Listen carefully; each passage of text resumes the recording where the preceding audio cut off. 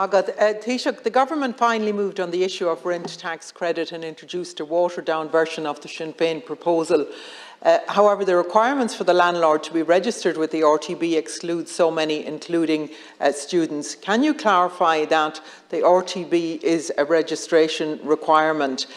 This punishes renters for landlords not following the rules. Students under the rent-a-room scheme and the index-style accommodation are also included. This is particularly galling for parents when the government promoted this heavily as their solution to the student housing crisis this year. The tax credit is also restricted to rentals in the state, meaning that a family in Donegal with a student studying in Derry are excluded. Students who are forced to study abroad because there's no place for them here are excluded. PhD researchers are also excluded as they are not recognised as workers. Can you, Taoiseach, parents and students are technically included, but it seems that no effort was made to include them in practice. Will you urgently review this? On the rent tax credit, it does cover students who are paying the rent and where parents pay on their behalf, but it doesn't cover unregistered landlords.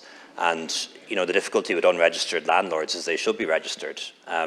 They're either not registered with the RTB or they're not paying their own taxes, and that has to be regularised. I don't think we could have a situation whereby we paid a tax credit in respect of a property that isn't registered. I think for lots of reasons we couldn't do that. And it does only apply to people who are renting in the state. If they're renting in Derry, for example, it really would be up to the government in Northern Ireland to bring in a rent tax credit. And there was a lot of time when you could have done that, in fairness, Deputy, and you didn't. And the same thing applies obviously to other jurisdictions too.